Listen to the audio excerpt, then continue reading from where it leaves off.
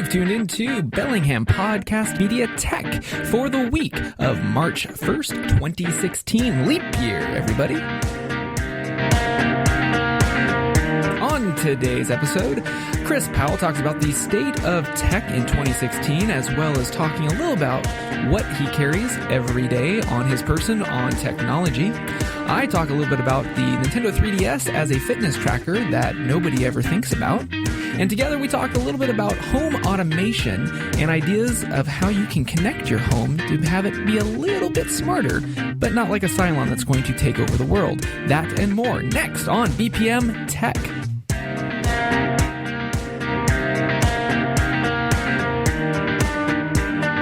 There's a lot of anxiety as far as people's personal technology that causes them a lot of angst. And I think that they often just deal and put up with what they currently have, and they don't try to learn and they don't try to make it better. So let's, on that same tasty note, let's make a New Year's resolution, seeing it is a new year. Actually, it's a leap year. Only happens, once every 4 years? Every Olympic year and every presidential election. Ooh, fun fact, kids. That's right, for no charge. So let's run down five. What is five things that anybody who is tech timid could help enlighten themselves in this new technology year? Probably one right off the top of my head is that you should probably consider getting a PIN code on your mobile device. There's so many reasons why it's important to have that one layer of security on something that you brandish in public so many times during the day. I think a 4-digit code that means something to you could prevent someone from getting access to emails or other photos or other information. Perhaps, God forbid, you should have financial information like a credit card with like Apple Pay for some of the newer phones out there. Having that layer of security could save you a whole lot of headache. Well, on top of that, I mean, if you're riding WTA, God forbid your phone falls out of your pocket and you leave it right there on the bus, and the next person, sweet score, new iPhone. And then they see all your dirty pictures with Jennifer Gardner or whatever her name is. Well, yes, but that was actually the 4S that I had in the past, and they returned it. Oh, that's good. That's right. That nice person from Gizmodo. I yes, believe it that's was. right. Yeah, that was the good old days. So riddle me this, Batman. What, as a photographer at large and as a technologist in Whatcom County, what do you carry with yourself on your person every day? Or what's in your everyday carry? What is in my everyday carry? Not a camera. That's surprising to hear. Well, no, because here's the thing. If I'm going out and I'm going to be an artist, okay, I'm going to have the tools for what the job is. If I'm going out and shooting a pretty landscape, I'm not going to have my 200 millimeter zoom lens. That's great for, say, I don't know, that pretty little duck at Lake Padden that's all fluffing his feathers and having a good old time. That's great. But if I want to get the whole scene of Padden, not going to work great. So typically, I just take my iPhone 5S that I own. I don't lease because I like having things unlocked, and I'm not part of the disposable economy. I like actually having my phone, working it into the ground, not drop it on the ground. Hopefully my wife is not listening. And that way I get a longer, as she says, only once. Yes. And that was an Android phone for the record. But no, the big thing is that the one camera that I have on me all the time is my iPhone. It does a decent job for the quick moments in life. Otherwise, I'm working, and it'd be like somebody who drives a semi-truck. You're not going to drive your semi-truck to the Bellis Fair Mall to go get yourself a Cinnabon. You're going to take that Hyundai Elantra instead. Same thing as the iPhone. So you seem to be an everyday man, everyday high mileage, frequent use type of technologist for what you're bringing along every day. What else, as far as like when you are driving to work or in that commute that you're taking to work, what do you bring with you and what do you take home, I guess? Okay, so that's a trick question. If my commute is in the spring or summer and I am on two wheels, fun little toy that I have on my motorcycle is a $10 Amazon Prime free shipping Bluetooth speaker that is waterproof, destructo-proof. Matter of fact, I can take it and rinse out. I'm doing a remodel right now. And the dust from the drywall, because I'm rocking out to not Alanis Morissette. Sorry, Chris. That's all right. We'll still get that playlist for you in the near future. But no, I mean, it's great because basically it's meant to go in the shower, go in the rain, strap on your backpack if you're going up Chuckanut or going up to the Oyster Dome, whatever. It's got about, conservatively, probably about 10 hours of battery life. And it was $10. So I see it as $1 an hour, well spent. And I strap that to my motorcycle so that I've got my rockin' tunes, or so that somebody can hear me coming. Because I don't have a very throaty bike. I don't need to destroy people's ears to say, look at me, I am riding a motorcycle. No. But that's the thing is if I'm on my motorcycle, I don't have tech. I don't want an Apple Watch. I don't need directions because I'm enjoying the ride. That is the whole point. So it sounds like you're just bringing a speaker and yourself to work. You got it. You're not bringing any portfolios or pens or pencils or any other kind of notebooks or anything like that? Well, that would be my other everyday carry. So that's what I'm getting. Okay. So if I'm on four wheels and being boring, so I've got a leather satchel that I've had for what now? 2 years, I think. No, 3 years. I've been at Western for 3 years. So I've got a leather satchel made by Passions Leather, which kind of, if you search that on Google, please don't. We'll put that in the show notes for later on. Yes, it is called Passions Leather. Wonderful. I think it's a one-person shop, and they have a Amazon storefront. It's like $60-$70, but it's like goat leather or something. If you're a PETA fan, you won't like this bag, but if you're a leather person, you definitely love it. Is that people for the eating of tasty animals, or is it the ethical treatment of animals? Yes. Okay, both. Yes. Okay, good enough. Goat leather. That's goat surprising. Leather. Yeah. I'm surprised that most leather goods are based from cows, yet this one is from goat. I'm pretty sure it was goat. So basically, your review of it is not bad. Oh, I love it. Okay, it wears great. Matter of fact, our fellow colleague Kevin, even the biggest bag nut that I know, even he's like, "Oh man, that is wearing nicely on you." And I didn't know what to make of that one because he says it in that tone, and it kind of makes you go, "What does that mean?" It's Kevin? A creepy kind of tone in some cases. Yeah, that bag it's wearing nicely on you. Thank you, Kevin. Thank you. But no, so in that satchel, you'll find my business cards like normal because, as I run into faculty and stuff, they need to know how to email me. So I've got that. I've got my Leuchtturm 1917 moleskin type of thing. And currently, I will say this. I do have one new piece of tech that I carry with me. It is my little pedometer. It is my little Wi-Fi device of delight, and it's called my Nintendo DS. A Nintendo DS? Yes. Is that made by Fitbit or Jawbone? That would be BlackBerry. No, it is the new Nintendo 3DS, which is, I know it makes me probably sound like I'm 13, but it is probably the coolest piece of tech that I have bought in a long time. And I bought it for my wife, but she doesn't play it, so I do. Well, I find that curious how a game, because I'm not much of a gamer or a Nintendo. I never was a gamer, but a Nintendo 3DS is a fitness tracker. Yeah, so that's the cool. I kind of fell into that part of it. So here's the thing. In all of these other fitness trackers, for me, there is no incentive. Yes, if I have the Apple Watch, I can get my little badges. Or if I've got Fitbit, I think they've got something too. Strava, it's about the events. These are all workout things, and you get these little digital badges. Oh, yes, you're Fitbit right there. Or Jawbone Up. I can't tell which one that is. I'm currently wearing a Jawbone Up 3. 3, that's why I don't There is a 4 out on the market. And usually I like kind of being on the cutting edge, but the difference between the Jawbone Up 3 and 4 was wireless American Express purchases. 1, I don't need to make purchases with a bracelet. Ooh. 2, I don't have an American Express card, so I'm going to save about $40 or $50 and get myself a Jawbone Up 3 in black naturally because it works. And if I may kind of take over, go for it. I really have enjoyed this Jawbone Up. It has an iOS app, which is a nice way to kind of track to see how many steps I try to get.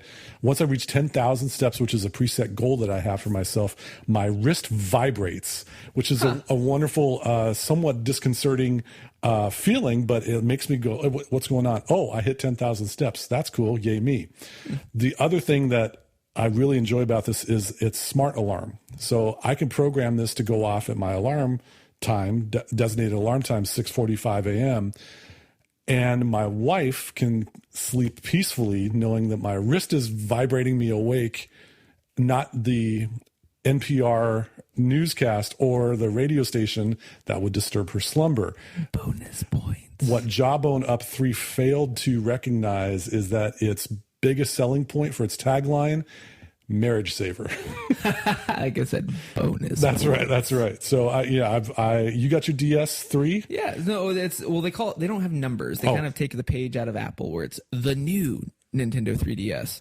And so that's cool. That is a marriage saver. If you have a gamer wife like I do, it's the 3DS is also a marriage saver because it has all the retro games that you can ever think of, from the N64, the SNES, the Nintendo Entertainment System, and it's also social. And that's the thing that I kind of fell into this thing, because you bring the DS with you. So I bring it to work, and because we work on a campus, and guess what? Lots of students have these things. I'm actually surprised how many people I digitally run into, and I'll get to that in a second, with the DS, because you have these little avatars. It also has NFC, so near field communications.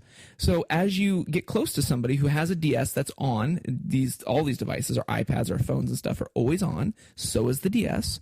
And what it does is it pings each other, and then you kind of swap avatars and you meet new people digitally, and they help you out in your game for like a quest or something. Also in these games, as you're walking, you make your 2,000, 10,000 steps, you earn coins, you earn currency that you can use in certain games. So the gamification factor totally works for me, because I'm actually gaining something, not just a little digital badge, but I can actually progress in my game farther, faster, and I don't have to pay for anything. So how is the battery life on the Nintendo DS as opposed to other fitness trackers, for example? So here's the thing. I can keep my 3DS on 24 hours a day for 3 days. And it's including opening it up, playing a couple of rounds of Mario Kart per day. I usually get about conservatively three days if I don't use the 3D, which is not a big deal for me. I just like the form factor of the 3DS. Some of the games in 3D are cool, but it does sap it. I lose a day. So it's basically 2 days always on, plus playing games. If you're doing it 2D, it's 3 days. So that's pretty much a 72-hour battery life, which can destroy most phones, which is kind of helpful. Yeah. I found that with this Jawbone Up, since there really isn't a lot to this, it's a little mini computer on my wrist, I can go about 4 to 5 days where it will really say, we want you to recharge now. And I can pretty much eke out 6 days if I can really use it sparingly, I guess. But I've found that I get about maybe 4 to 5 days on this between charges. Usually a charge would take about an hour and a half to 2 hours, and then I'm back up and running. Now, does that no pun intended. Back up and running. We need to have a sound effect for that. Now, does that do the text notification and such? Because no. I don't believe at this point that first of all, I don't really care to have text notifications on my wrist. I have a bit of a vendetta against notifications in general. And so I've made the conscientious choice to not have notifications on my devices, with the exception of a few instances, namely my wife and my daughter. So I kind of don't have to worry about that. Dig it. Okay, so we talked about fitness. We got what we bring with us. What do you bring to the shop, Mr. Powell? This has been about 4 or 5 years in the making, and I have attempted to whittle myself down to the bare bones. So I've tried to ascribe to this minimalist mindset for a number of years now, just because I had surrounded my life with clutter and stuff as a way to give myself identity. That my identity was pretty much based in the things that I owned, and that really was for the incorrect reasons. So I've made a good multiple year effort to try to eliminate a lot of the cruft from my life. And that also includes what I'm schlepping to work in the morning. Currently in 2016, I have a 5.11 tactical.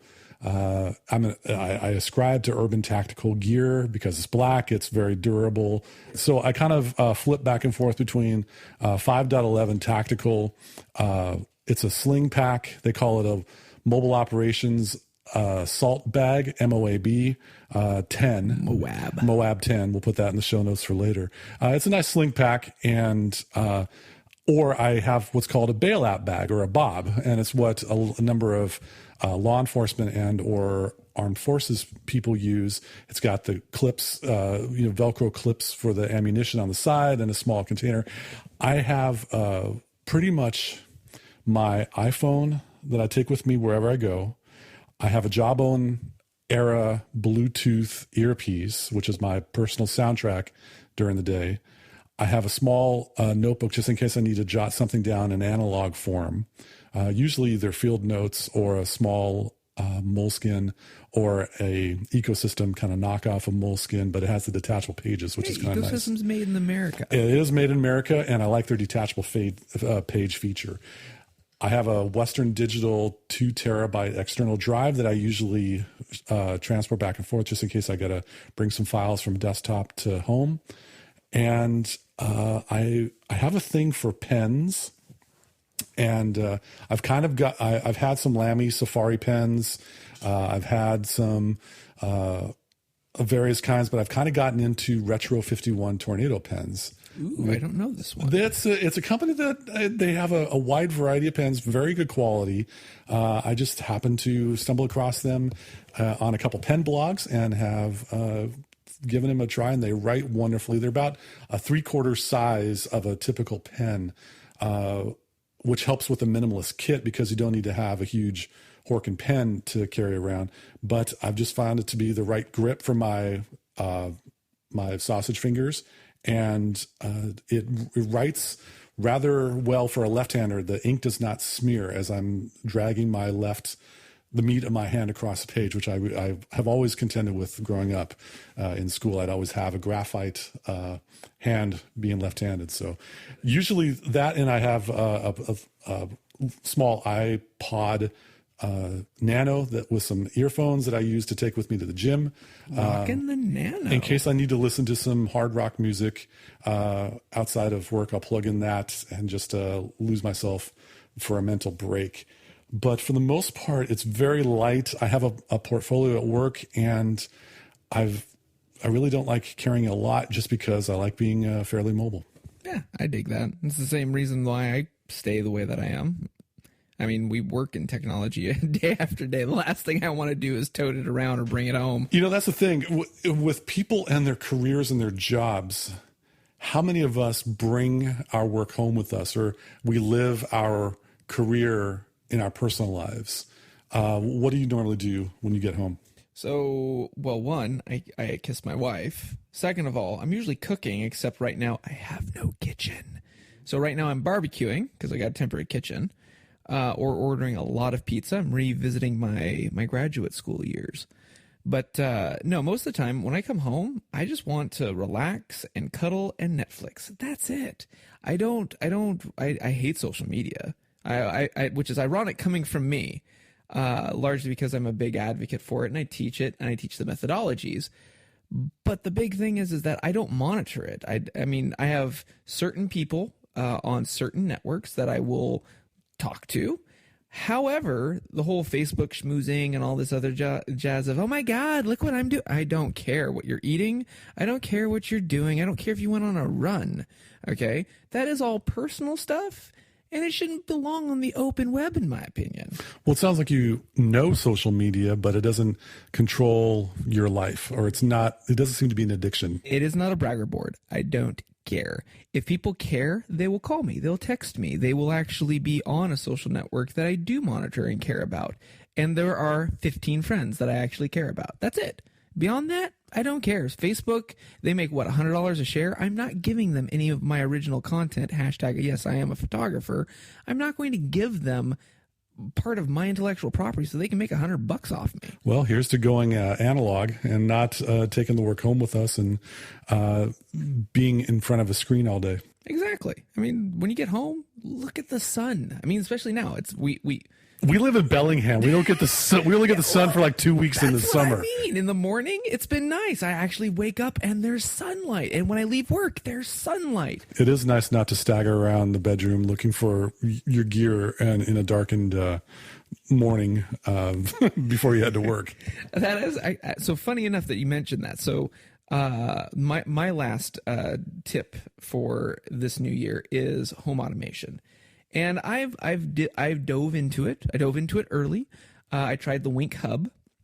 which The Wink Hub. Wink, yes. Who is it by Wink? It's Wink/Quirky. And you got some great names right there. I do. Do you also have the flirt thermostat when things get really hot and heavy? Actually, I did not back that on the Kickstarter.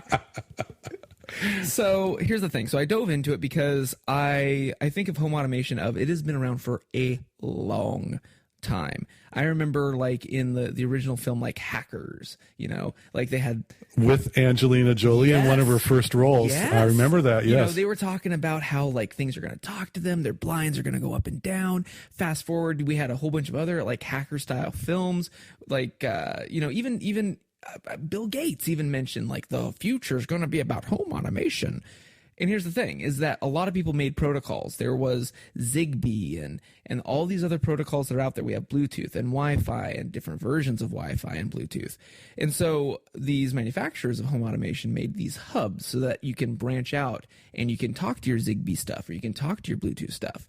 And Quirky/Wink was a company that made a hub that allowed you to do that. You can do your garage door opener, you can do light bulbs, you can do all this other stuff. The thing is that in doing all of these things, it doesn't do anything really particularly well. It does everything, but not well. And the app had some jankiness to it, and there was latency. Like if you wanted to walk into the room and turn on the lights using your smartphone, you would turn on the lights, 1 Mississippi, 2 Mississippi. There's lights! Amazing. And it wasn't instant. And so I rocked that for about a year, and then I used some basic GE connected light bulbs, LED. I do like LED light bulbs, but it wasn't working, especially because my wife and I wanted to wake up to like a simulated sunrise here up in the Pacific Northwest of the upper left-hand corner of the state. The Northwest of the Northwest? The Northwest of the North Darkness, especially from about, what would you say, October until February. It's hard to get up. We have, what is that? SADS. Seasonal affective disorder. Yes. A lot of us have that. We have low vitamin D and SADS, not with a Z like the internet would make you think. But it was easier for us to wake up with a artificial sunlight because LED has a wider range of white spectrum. And so we dumped those and we went to LIFX, LIFX, which runs on the Thread protocol, which is the protocol that the Nest works on. So if you have a Nest and a Nest Protect and the LIFX bulbs, everything ties together with a nice little cohesive ecosystem. And so we've been doing that, and they also have colored bulbs and stuff. The great thing, no hub, so there's no latency, but you're just talking to the light bulb. So how's the money savings for getting a home automation? So the bulbs are expensive. I mean, they run anywhere from $60 to $90 a bulb. But here's the thing. That is pretty spendy. But here's the thing. So here's my recommendation is that if you're going to have a Wi-Fi connected bulb, put it in the rooms that matter, i.e. the bedroom. If you have basically a his and hers nightstand or a his and his or hers nightstand, okay? You need to wake up, either your side or your partner's side wakes up at different times or however. That's it. The rest of the house, put LEDs and save money. You don't need every light bulb in your house to have Wi-Fi, albeit it is cool for parties. You don't need it. But in the rooms that matter, put the connected ones because that's the tool.